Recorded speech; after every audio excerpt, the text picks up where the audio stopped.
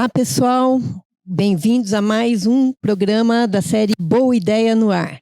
Um programa que busca, ao mesmo tempo, esclarecer e engajar, né, Helena? Compartilhar as boas ideias que a gente acaba trazendo aqui para o programa e analisar um pouquinho mais em profundidade algum tema que a nossa comunidade, a nossa cidade, a nossa região está debatendo bastante. E hoje aqui nós temos com a gente, o nosso tema hoje, nossa, Campinas, a terceira cidade no estado com mais indígenas. Olha que interessante, olha que bacana e olha que desafiador que é essa posição para a gente, né? Nós trouxemos aqui como convidada a Artionka, formada em Ciências Sociais pela Unicamp, mestre em Antropologia Social e doutora em Antropologia pelo Museu Nacional da UFRJ. Desde 2014, a Artionka é professora do Departamento de Antropologia aqui do IFISH, na Unicamp. Também foi professora visitante na Universidade de Paris, Nanterre. Há quase 30 anos, vem conduzindo pesquisas com o povo Palicur. É um povo indígena que vive na região amazônica, ali na fronteira entre o Brasil e a Guiana Francesa. Essa pesquisa gerou, inclusive, um livro que chama Batismo de Fogo, o Palicur e o Cristianismo, que foi publicado em 2007. Agradeço muito a presença da Artionka e da Lu Arami.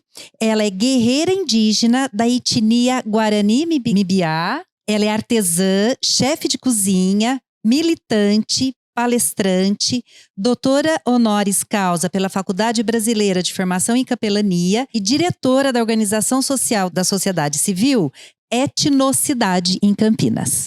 Obrigada, gente. Gente, e o que trouxe essa ideia de fazer esse programa? Bom, estamos em abril, né, onde a gente comemora o Dia do Indígena, dia 19, e também desde desde o começo do ano, a gente tem convivido mais proximamente com o tema da causa indígena, né? Seja por conta das questões dos Yanomamis que tanto nos assombraram. Nosso carnaval, teve uma escola de samba aqui, um bloco de carnaval aqui em Campinas, que celebrou, né, a cultura indígena, celebrou a floresta amazônica com o tema Vamos Transflorestar a Vida, né, que o Bloco Cupinzeiro, mas principalmente o que nos traz aqui hoje foi a notícia de que este ano a Unicamp bateu recorde no número de inscritos para o vestibular indígena da Unicamp.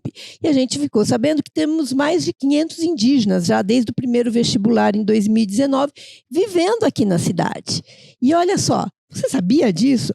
Eu não sabia. Aliás, estamos aprendendo agora, né, Helena, várias das questões relacionadas aos povos originários e aos povos indígenas. Então, eu já peço desculpas aqui à Lu, à Artionka e à comunidade também, se a gente falar alguma palavra que não seja politicamente correta ou mais adequado para o momento, porque todos estamos aprendendo, assim como eu imagino que os nossos ouvintes também. Acho que esse processo de amadurecimento faz parte da nossa vida, né? Então a gente vai aprendendo, mas com o coração aberto para esses aprendizados. Eu vou ler um pedacinho da notícia que nos chamou a atenção, vou fazer alguns recortes, né? De acordo com a comissão dos vestibulares da Unicamp, quase 80% dos inscritos vêm do estado de Amazonas. Entre as etnias declaradas tem a ticuna, baré, tucano, Cocama, Aticum, Pancararu, vários deles são da região de Tabatinga, né, e São Gabriel da Cachoeira. E uma coisa que chamou a atenção também é que houve um alto índice de abstenção, que foi explicado pela grande dificuldade que esses alunos, esses candidatos têm para chegar até os locais onde os vestibulares são realizados. E depois vem uma outra dificuldade, que é como que esse pessoal vem para Campinas, né? E é por isso que a gente resolveu trazer aqui como que isso está acontecendo e como que a gente pode colaborar.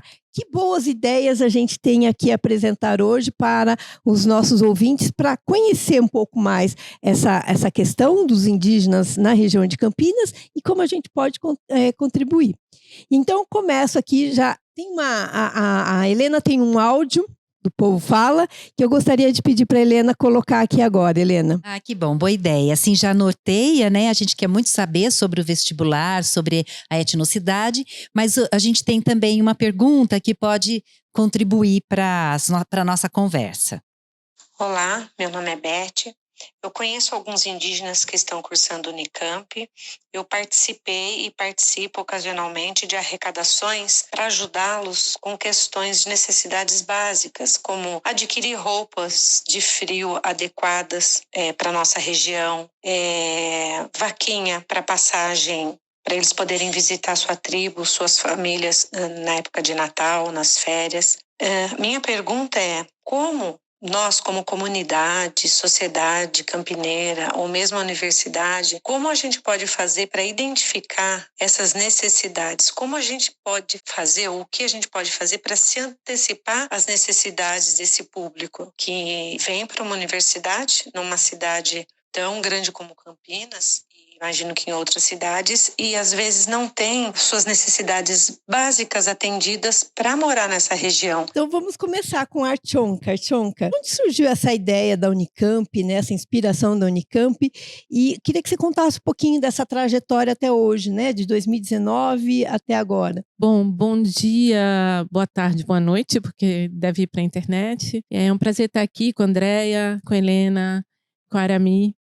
Então, o processo do vestibular indígena, ele começa da mesma forma que muitos avanços na sociedade começaram, com uma forte mobilização dos estudantes não indígenas da Unicamp. Em 2017, a discussão sobre um possível vestibular indígena ainda estava engatinhando, assim, e o movimento estudantil fez uma ação bastante forte, ocupou reitoria, mas, sobretudo, demandando as cotas raciais, né? A cota étnico-racial ela foi sendo construída, a proposta foi sendo construída dentro desse movimento. E aí a Unicamp entendeu que era a hora, já estava passando da hora, inclusive naquele momento, né? Porque a campanha começa em 2016, 2017 tem essa indicação de que a Unicamp pode vir a adotar cotas, né? E a Unicamp estava muito defasada em relação, sobretudo, às universidades federais, que já tinham cota havia tempo. E aí, em 2018, as cotas étnico-raciais são aprovadas na Unicamp e se estabelece que a entrada dos estudantes indígenas seria por um vestibular específico. Em 2018, a Unicamp chama todas as pessoas, professores, pesquisadores, estudantes em vários níveis de formação que poderiam colaborar para pensar o modelo da inclusão, né, da entrada dos estudantes indígenas e começar a pensar a permanência, porque a gente sabia que o estudante indígena ele vem de uma outra situação, uma situação mais fragilizada, com necessidade de aporte financeiro, aporte pedagógico. Então, assim, a gente sabia, era um grande desafio, né, enfrentar muitas questões ao mesmo tempo. Então, em 2018, a gente discute num grande GT como que seria a inclusão, como seria o vestibular. E o primeiro vestibular é feito em 2018. Em 2019, entra a primeira turma. Quantos entraram naquele primeiro momento? Entraram 64 estudantes. Em quantos cursos, você lembra? Então, não eram todos os cursos, porque a Unicamp foi escalonando a entrada. Ela disse assim, olha, os cursos têm até 2022, porque a partir de 2022 se tornou obrigatório todos os cursos oferecerem vagas para estudantes indígenas. E aí, em 2022, por exemplo, os cursos da saúde começaram a oferecer. É em 2022 que entra o primeiro estudante indígena na medicina, né? E aí, vários cursos fizeram opções diferentes. Alguns oferecem 2 vagas extra para estudantes indígenas, outros nos 2 turnos, aqueles cursos que têm 2 turnos, né, integral e noturno. Outros oferecem 2 vagas dentro do limite de vagas já existentes. E hoje, se é desde 2019, a gente já está em 2020, qual a quantidade total hoje? Então, foi havendo uma progressão. Então, 2019, 64, 2020 entraram 85, 2021, 86, e 2022, 110. Nossa, bastante. É isso. 2023 agora, 116, pode chegar a 120, porque ainda está tendo Chamadas. Então, agora, já que você mostrou essa evolução, eu queria te perguntar também essa evolução nas surpresas. Eu sei que, pelo que você está falando, já se preparou bastante, teve grupos de trabalho e tal. Mas quais foram as principais adaptações que a Unicamp... eu estava me contando lá em off, a questão das assistentes sociais, por exemplo. Conta um pouquinho desses bastidores assim, de adaptação que tiveram aqui. Eu vou ser bem sincera, assim, é um desafio enorme. E se vocês olharem, foi feito em muito pouco tempo. 2018 a gente pensa, faz um planejamento inicial, né? Hoje, nesse exato momento, a gente está de novo repensando a política, né? Porque a gente está vendo que tem dificuldades em relação à assistência, por exemplo, à vinda dos estudantes indígenas das suas localidades. Em 2018, o primeiro vestibular foi feito em 3 lugares do Amazonas, né? São Gabriel da Cachoeira, Tabatinga, Manaus. Foi feito em Recife e Caruaru, em Pernambuco. Foi feito em Dourados, né? No Mato Grosso. Foi feito em Bauru e Campinas. Eu acho que foi isso. No segundo, a gente viu, por exemplo, que Caruaru fazia menos sentido que Recife. Então, foi feito em Recife, né? A gente vai adaptando um pouco pelo número de estudantes que vão se apresentando, né? E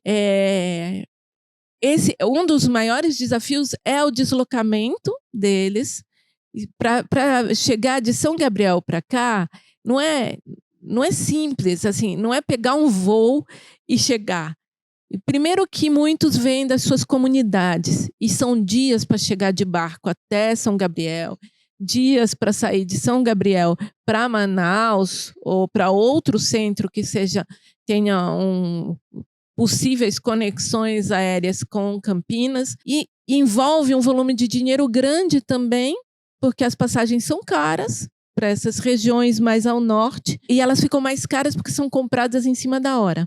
Que são então, sabidas. Tudo isso a gente teve que adaptar, está tendo que adaptar. Eu digo o tempo todo que a Unicamp decidiu, teve uma decisão política muito importante, nós vamos incluir. E agora ela tem um compromisso da permanência, né? Aí, falando da permanência, eu sei que vários deles ficam na moradia, né? Uhum. E outros não, e têm as suas casas. Além desse desafio da moradia, que daí eu vou deixar essa parte para falar com a Lu daqui a pouco, mas em termos acadêmicos, né? Como tem sido o desempenho dele? Que tipo de suporte a Unicamp também está precisando dar? Né? Todos eles falam português normal, não falam? Em termos acadêmicos, assim, você estava me contando, por exemplo, que as assistentes sociais também da Unicamp tiveram que também aprender coisas com eles, né? Então, queria que você falasse desse ponto mais acadêmico. Na parte acadêmica, a gente pensou assim, bom, muitos têm português como segunda língua, né? Não é a primeira língua. Então, tem um curso introdutório que chama letramento acadêmico, letramento no português, né? Tem, para os alunos das exatas, um curso introdutório das matemáticas, né? As disciplinas de cálculo são difíceis para os estudantes que estão aqui na cidade. Agora, você imagina um estudante indígena que fez um processo de escolarização muito mais complicado. Assim, eu posso falar do que eu vejo lá na região onde eu faço pesquisa. Um estudante, para chegar ao final do ensino médio, às vezes leva o dobro do tempo que um estudante na cidade, porque falta professor. Então, tem ano que eles repetem o ano anterior porque não vê o professor do ano seguinte que eles deveriam fazer, né? E para não ficar sem a escola, eles vão repetir. Em vez de ir para o 4º ano, fazer o 3º ano de novo. E você imagina fazer várias vezes o 3º ano, várias vezes o 7º ano. Então, é uma situação realmente muito diferente, tem que ser tratada na sua especificidade, né, para a gente tentar lidar com as fragilidades da formação, né? E a gente também vai dando, quando eu falo a gente, eu estou falando das professoras, são sobretudo mulheres, há professores homens também, da área de antropologia, de educação, de artes, que estão diretamente envolvidas. A gente vai tentando dar suporte para os trabalhadores da Unicamp, né, os trabalhadores da área técnica, que estão tendo que lidar com uma novidade, assim, que eles nunca tinham tido a oportunidade antes. Essas professoras são desse núcleo, como que chama? Você representa o núcleo? Sim, nesse momento eu estou assumindo a presidência, chama Comissão Assessora para a Participação e Inclusão Acadêmica dos Povos Indígenas, é um nome comprido, a sigla é CAIAPI. Que depois a gente vai dar o serviço no nosso site para quem quiser ajudar. E agora, Helena, vamos conversar sobre o ponto de vista aí de quem está recebendo também, né, Lu? Exatamente. Queria agradecer a Artionca, porque traz essa visão da universidade, esse grande desafio. Adorei saber que foi uma mobilização dos estudantes. Então, é esse gancho que eu queria pedir para a Lu contar um pouco para a gente, Lu, do povo indígena. Por que é importante estudar na Unicamp ou morar na cidade, né? Conta um pouquinho da etnocidade, que tem essa coisa do indígena urbano. E o que é desafiador e importante para vocês estar na cidade, estar na universidade. Aveté, gratidão. Primeiro, muito obrigada pelo convite. É bastante importante para a gente ter sempre essas visibilidades, né? Porque realmente é uma dificuldade muito grande o indígena estar no contexto urbano. As pessoas têm uma noção de que o indígena está no contexto urbano invadindo o espaço, mas não, estamos no contexto urbano, num território que também nos pertence. E eu acho que está na hora da gente realmente fazer parte desse território, né? Eu, como diretora do Etnocidade, o Etnocidade, aliás, surgiu em 2016, através de 2 professores que queriam trabalhar a cultura indígena dentro das escolas. E em 2018 eu me tornei a coordenadora e logo em seguida, 2019, começa a chegada dos nossos parentes para estudarem nas faculdades. A importância disso é entender que o indígena ele também é capaz de ser um professor, de ser um médico, de ser enfermeiro, de estar onde ele tem que estar e onde ele quer estar. Né? Então, assim, é importante para ele e é importante para a sua comunidade. Então, assim, quando um indígena vai estudar, isso é feito dentro da comunidade dele. Eu sou Guarani-Mbiá, então assim, a gente tem que entender que são mais de 300 povos com um olhar diferente, né? Não existe, quando se fala de povos originários, o entendimento é que seja um único povo, não é. São mais de 300 com culturas diferentes, com idiomas diferentes, né? Com línguas mães diferentes, culinária, artefatos, enfim. Falando um pouco do Guarani-Mbiá, quando a gente imagina um dos nossos dentro da faculdade, existe uma pressão já nisso. Porque toda a comunidade trabalha para que esse chegue até a faculdade. Né? Então ele já sai da sua comunidade em busca daquele conhecimento para que quando ele retornar, ele possa ajudar a sua comunidade. Eu não vejo nenhum indígena, agora já falando no geral, falar eu irei me formar e fico na cidade. Não, eu vou me formar e volto para a minha comunidade, porque a minha comunidade precisa de quem eu sou. Né? Daquela pessoa que eu me formei, ele precisa disso para se fortalecer. Mas como a professora disse, é uma dificuldade muito grande. Temos parentes que ficam aí 16 dias tentando chegar num lugar. Né? Tem parentes que saem de lá para chegar em São Gabriel da Cachoeira das suas comunidades e demora 8 horas numa chata, 16 horas numa chata. E eles vêm de uma forma assim, eles trazem a sua roupa do corpo e seu documento e a força do seu povo. É isso que eles trazem para a cidade. Eles não vêm com grandes coisas porque eles não têm como trazer. Como ela mesma citou, é muito caro. Né? Então, assim, a preocupação nossa é que eles venham. O restante a gente dá um jeito, porque a gente vive em comunidade. Quando nós estamos dentro da nossa comunidade, a gente pensa na comunidade. Então, quando eles chegam aqui, o trabalho do Etnocidade é esse, é que eles se sentem fortalecidos com uma comunidade, né? Então, assim, a gente sabe que eles vão chegar, eles vão vir com a roupa do corpo e seu documento. E aqui a gente faz o trabalho de ajudá-los com alimentação, com roupas, sapatos e o que for necessário. Então, esse é o nosso trabalho. Será que eu poderia complementar uma coisa? Sim. Porque, assim, a gente tem contado muito na Unicamp com apoio externo, né? Como você fala, como a pergunta colocou aí, né? Vaquinhas e tudo. E esse ano, a Unicamp fez uma coisa que eu acho que tinha... Foi devido à pressão e tudo, já deveria ter sido feita. Ela separou 80 mil reais para pagar as passagens para as pessoas conseguirem chegar. Né? Ainda é um sistema, ela dá de auxílio transporte, né? Ainda não é um sistema perfeito, mas é isso, assim, o que eu sinto participando dessa política é que a gente está trocando o pneu do carro enquanto o carro está andando, né? Mas tem que começar, né? Eu acho que tudo tem um ponto de começo. Então, não adianta ficar só no vamos fazer. Se já está sendo feito, é importante porque isso vai se tornar uma corrente muito maior. Então, assim, independente de, é só um grãozinho, não. Isso vai se tornar algo muito maior. Um conceito que eu queria muito que a Lu falasse um pouco, mas também a Artionca, é que hoje se fala muito em eu vivo na minha bolha, eu não sei da realidade porque eu vivo numa bolha. E isso da gente ter um indígena perto da gente é um estourar da bolha tão legal. Você estava falando o quanto é importante o conhecimento de uma cidade, de uma universidade, para ele levar para a comunidade. Mas nós ganhamos muito, nós campineiros estamos ganhando muito, porque a gente está ampliando os nossos horizontes, a gente está conhecendo pessoas tão diferentes. Então eu queria que você contasse um pouco sobre isso, esse conceito de furar a bolha.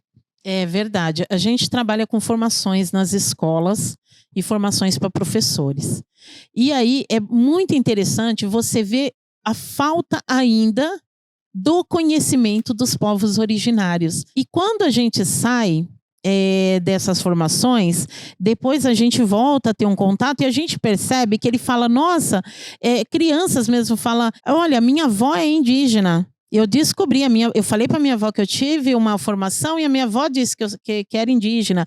E aí a gente fala, gente, observa, porque assim, o motorista de ônibus pode ser indígena, aquela pessoa que te atende na padaria, no mercado, pode ser indígena, o seu professor pode ser indígena, né? Porque o sangue negro indígena está correndo nas nossas veias e está ali. O que infelizmente é que foi cortado isso, foi se perdendo essa ancestralidade. E eu costumo dizer que a gente precisa entender a nossa ancestralidade, a gente precisa conhecer nosso povo, entender nosso sangue, porque hoje nós estamos num presente que muitas vezes não faz sentido. E a gente não sabe o que aguardar do futuro, porque a gente não conhece a ancestralidade. Quando a gente conhecer essa ancestralidade, tudo se torna mais fácil. E nos tornamos seres humanos melhores. Você contou uma coisa pra gente lá da ancestralidade, que não sei se tem a ver com isso, mas você falou que uma das coisas que eles mais sentem falta quando chegam é de um espaço para fazer o seu fogo, para fazer os seus próprios rituais. Conta como o Etnocidade tem contribuído a gente ficou durante 5 anos num espaço de quarto, sala, cozinha e banheiro. A Helene até conheceu. E a gente chegou a receber 26 indígenas lá. E a gente buscava espaços assim para que eles pudessem acender o fogo, tá? Hoje estamos, graças ao Grande Espírito, conseguimos um lugar maior. Então, assim, quando a gente recebe os indígenas, porque a gente tem um grupo com todos os indígenas que estão no contexto urbano, não é somente o acadêmico, é o indígena que está dentro da cidade de Campinas, porque nós temos os acadêmicos, só que a gente tem, a semana passada, com grande alegria, uma das minhas parentes, Guarani MBA, se formou em advocacia, recebeu a carteira da OAB. Então, assim, para a gente é muito gratificante, porque a gente não tem somente os acadêmicos, nós temos os moradores que aqui estão há mais de 30 anos. Né? Então, quando a gente surgiu e conseguiu esse espaço, é muito interessante, porque a gente fala para eles, olha, se não tiver nada para fazer o final de semana e quiser a conexão, vocês podem vir. E a gente teve vários indígenas há algum tempo atrás, a primeira coisa que eles vão é pro quintal. Pode ser a hora que for, eles vão acender o fogo. Isso é uma coisa de conexão, a gente precisa estar conectado, e o fogo é algo sagrado para nós. Então, eles já vão pro quintal, a primeira coisa que eles fazem é acender o fogo. E aí, ali a gente fuma nosso petinguá, a gente faz a energização da tataxina, que é através da nossa fumaça, a gente tem nossos cantos, nossas danças, então essa conexão é importante para que a gente aguente esse contexto urbano. Que lindo. Bom, nós estamos encaminhando para o final do nosso programa, então eu queria passar a palavra para a Tionke e para a Lu, para engajar o nosso ouvinte. Como o nosso ouvinte pode contribuir para esse grande projeto que é o vestibular étnico-racial? Ou pela acolhida, né? Não Sim. só o vestibular, mas a acolhida deles. Bom, eu acho assim, uma coisa muito importante é ficar atento ao que está acontecendo na Unicamp com os estudantes indígenas, participar. Tem muita coisa oferecida pela Unicamp para o público externo com a participação dos nossos estudantes indígenas. Mas eu queria falar uma última coisa sobre a contribuição dos estudantes indígenas para a Unicamp e para Campinas, né? A gente entende que o vestibular indígena, ele não é só um processo de, olha, vamos incluir essa população, essas populações. A gente entende como uma troca de conhecimento. A gente recebe os estudantes indígenas, eles vão aprender lá os ofícios, né, as carreiras, mas ao mesmo tempo eles vão ensinar a gente, eles já estão ensinando. Estão mostrando diferentes linguagens em relação à arte. Eles, na área de biológicas, eles têm um conhecimento profundo. Assim, eu estava comentando com vocês sobre uma pesquisa que é coordenada por uma professora da Unicamp, de um dos cursos das biológicas, que ela foi com um estudante que é bolsista do projeto dela, lá para São Gabriel da Cachoeira, e ela conta assim, chegando lá, as posições se inverteram. Eu virei estudante e ele o professor. Então é isso, assim, o tanto de conhecimento indígena que está na nossa vida corriqueiramente, que ninguém tem noção, sabe? A substância responsável pela penicilina, o substrato da Coca-Cola, você vai atrás, o costume, o hábito de comer batata, milho, tudo vem de um conhecimento indígena ancestral. Então é isso, ficar atento a esse conhecimento e aproveitar tudo que eles puderem oferecer e também acolher, né? E você, Lu, como o nosso ouvinte pode se engajar, pode contribuir com esse acolhimento que vocês fazem aí para os povos originários? Olha, a gente tem as redes sociais do Etnocidade, que é @etnocidade, que é o Instagram. Lá tem todo o processo que a gente faz, todas as formações, tudo que a gente também pode oferecer como etnocidade, como povos originários. Porque a gente, como eu disse, a gente tem várias formações, a gente faz oficina com as crianças do Lúdico Brincar dos Povos Originários, né? A gente traz muito entendimento de como é feito dentro da nossa comunidade. Então, assim, quem puder realmente nos ajudar, quem quiser participar, quem quiser estar com a gente, é só entrar no Instagram do Etnocidade, @etnocidade, ou então no meu Instagram, que é @arami.arteguarani, tá? E pelo telefone também, que é o 013, é o 99627-8393. E aí podem nos apoiar também com doações de roupa, alimento, sapato, tudo que for possível, porque a gente faz esse trabalho, como eu disse, 2010 Campinas foi considerada a terceira cidade já com 1.043 indígenas dentro do contexto urbano. Ela já foi considerada a terceira cidade do estado. Então, vocês imaginam a quantidade que tem, porque 2019 que abriu as vagas da faculdade. A quantidade de indígenas e realmente a quantidade de diversidade e sabedoria que a gente tem dos povos originários.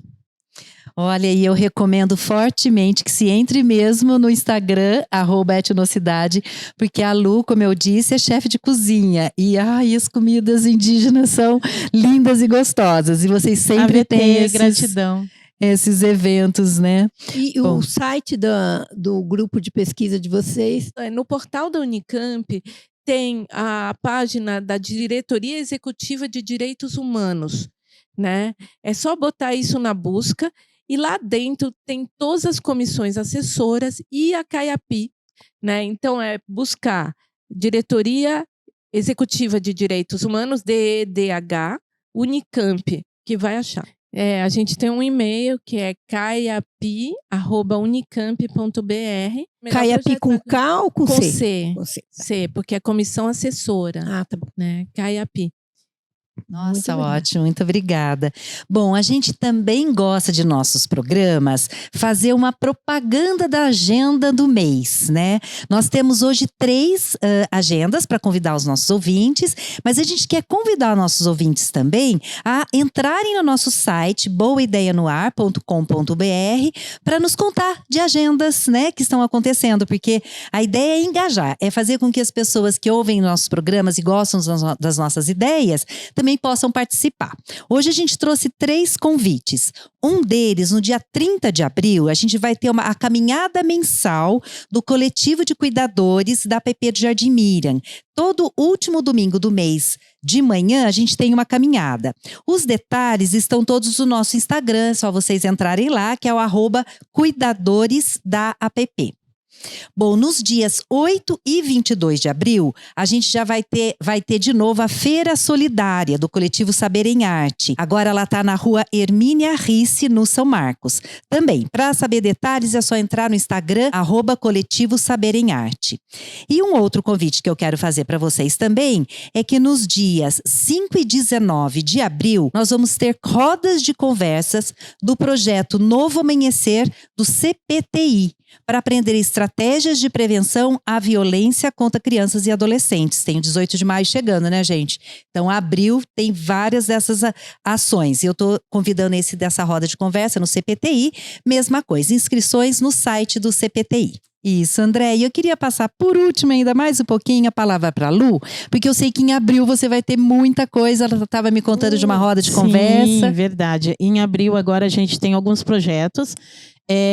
Entra no @etnocidade, vai ter rodas de conversa, vai ter oficinas de maracá, oficinas de peão de cabaça, e aí pode entrar no @etnocidade. Gratidão, AVT.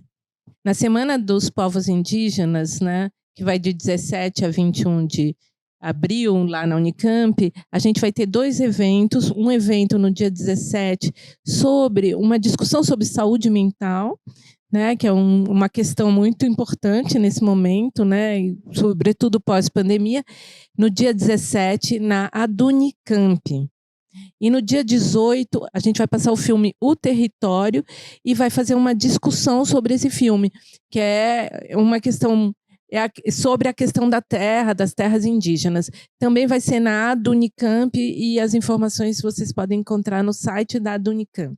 É isso, queria agradecer muito as nossas convidadas e convidar você, nosso ouvinte, para o próximo Boa Ideia no Ar. Coloca lá a sua sugestão de pauta, coloca lá o cadastro da sua iniciativa, que a gente vai se ver muito mais. Até mais.